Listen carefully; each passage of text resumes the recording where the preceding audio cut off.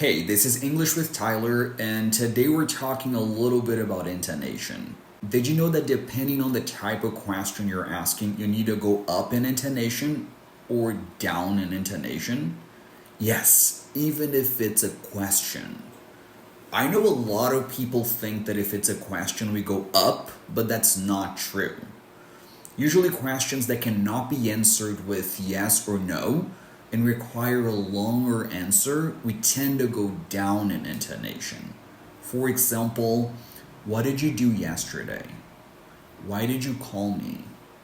You're going to notice that usually questions with where, what, why, when, how, and who tend to have this fallen intonation.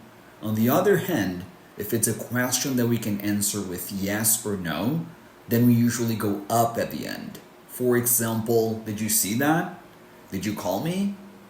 Try comparing both so you can get used to it. Also, I have a challenge for you.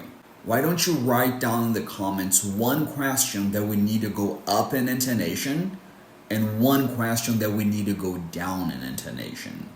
Just write U for up and D for down in the question. Well, I hope this was helpful, and I'll see you next video.